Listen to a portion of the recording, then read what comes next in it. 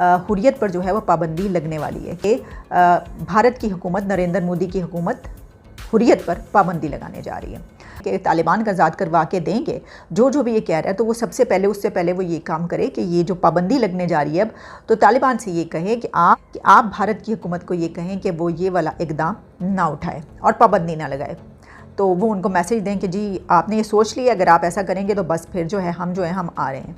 तो ज़ाहिर है कि इस तरह से जो है वो पाबंदी नहीं लगेगी। पहले यही करवा के देख लें, फिर देखते हैं, कश्मीर की बात भी कर लेंगे कि तालिबान पहले अपनी हुकूमत बना लें। इसकी वजह यह है कि WHO ने ये कहा है, ये अल्टीमेटम दिया है कि सिर्फ एक हफ़्ता मेडिसिन्स जो हैं वो अफ़गानिस्तान में रह गई हैं और इसके बाद जो है वो मेडिसिन्स ख़त्म हो जाएंगी। तिब्बी यानी जो अद्वियात हैं, जो तिब्बी इमदाद दी जाती है लोगों के आम इस्तेमाल की, वो सब ख़त्म हो जाएंगी और बहुत बड़ी मुश्किल पैदा होगी।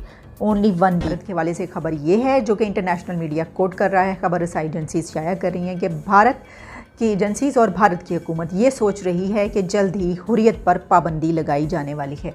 खबर ये आ रही है कि हुर्रियत जो कि कश्मीर में आज़ादी की जो तहरीक है वो चलाती है और आज़ादी के ख्वाहिशमंद है, और उसके ऊपर उनके जो लीडर्स हैं उनके ऊपर पाबंदियाँ तो हैं ही बोलने की, या इस तरीके से जो हैं वो नज़रबंद भी रहते हैं। लेकिन अब ये जो जमात है हुर्रियत, इसके दो धड़े अली गिलानी और मीरवाइज़ उमर फ़ारूक, दोनों पर पाबंदी लगने जा रही है।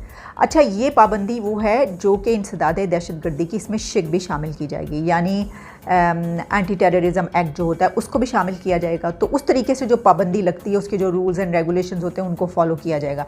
यानी आप ये समझ लीजिए कि जिस तरीके से कोई जमात बैन होती है, तो जब उसको बैन किया जाता है उसमें जो भी उसके होते हैं रूल्स, उसके मुताबिक उसको लिया जाता है। तो इसका मतलब ये हुआ कि अब हुर्रियत पर जो है वो पाबंदी लगने वाली है, क्योंकि यही खबरें आ रही हैं, अफवाहें यही आ रही हैं कि भारत की हुकूमत, नरेंद्र मोदी की हुकूमत हुर्रियत पर पाबंदी लगाने जा रही है।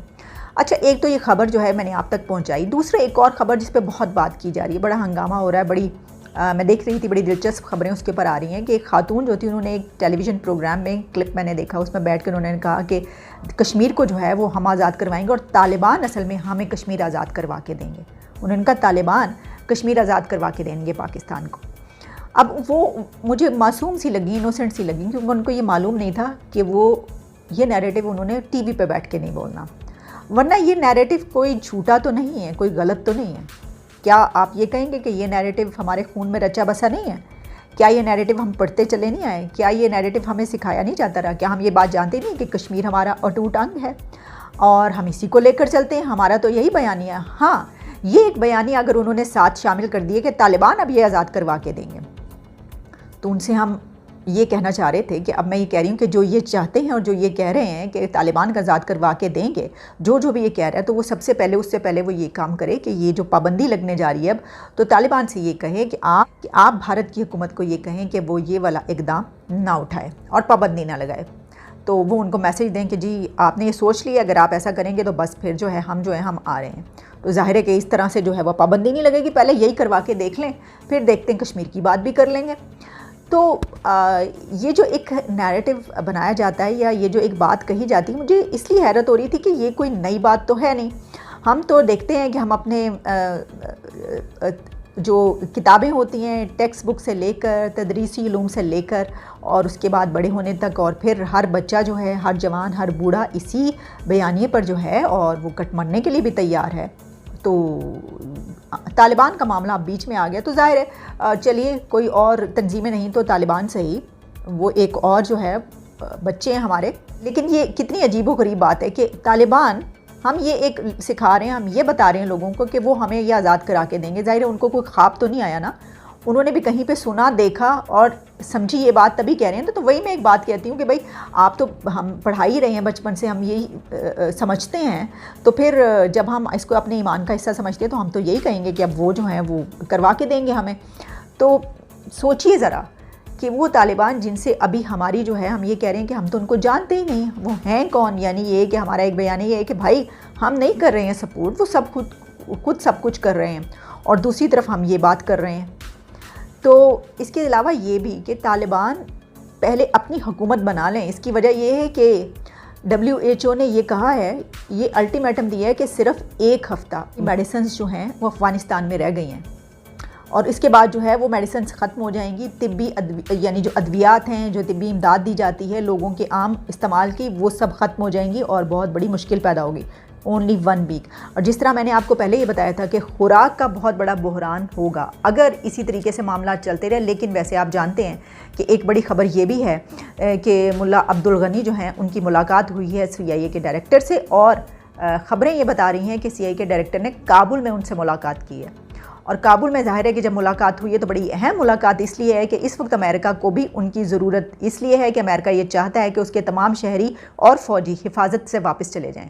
और इस वक्त मुल्ला अब्दुल गनी और उनकी जो हुकूमत जो भी अफ़गानिस्तान में तालिबान की बनने जा रही है, उनकी पहली तरजीह होगी कि वो उनसे फ़ंड्स हासिल करें। वो कहें कि हमें इतना पैसा चाहिए, क्योंकि मैंने आपको बताया था खुराक का इतना बड़ा फूड का बहरान पैदा होगा। तालिबान के पास कुछ नहीं है, वो जंगजू हैं, लड़ने मरने वाले। उनके पास क्या है? तालीम ना कुछ और, ना कोई हुनर, ना कुछ, सिर्फ असलहा वो कंधे पे लेकर चलते हैं और उसके अलावा कुछ भी नहीं है उनके पास। तो या फिर ये कि लड़ने मरने और कब्ज़े करने के अलावा तो उनको पूरी दुनिया की ज़रूरत होगी।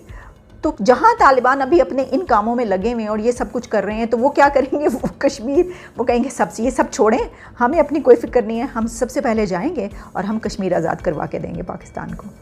तो वैसे बात ये है कि ये सिर्फ वो खातून ने नहीं कहा, ये तो बिल्कुल आम चलती है ये वाली लैंग्वेज जो है। ये अखंड भारत तो कुछ नहीं है भाई, हम ग़ज़वा हिंद की बात करते हैं ना। देखें भारत ने, हम ये कहते हैं भारत ने हमारे साथ क्या क्या कुछ नहीं किया।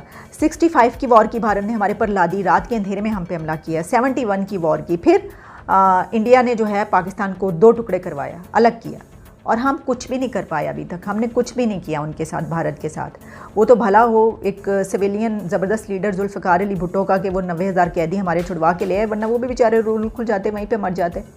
तो हमने जो है आज तक हम कुछ भी नहीं कर पाए। लेकिन हमें ये यकीन है, हम ये बताते हैं, हम ये पढ़ते हैं, हमारे ये जो है वो यकीन है कि कश्मीर हमने आज़ाद करवाना है। तो पहले ये जो पाबंदी लग रही है इसको रुकवा लीजिए, फिर हम देखते हैं। देखिए ना, 370 के बाद 35 है, ये सब कुछ जो कुछ कश्मीर में, उसके बाद हमने क्या कुछ किया? हम खड़े रहे, कितनी देर तक खड़े रहे, हमने खामोशी इख्तियार की। अब मुझे बताइए, खामोशी इख्तियार करना, खड़े रहना कोई इतना आसान काम है? उसके बाद फिर हमने रेफरेंडम करवाने का भी हमने ऐलान किया। हमने कहा अपने ही मुल्क में हम रेफरेंडम करवाएं।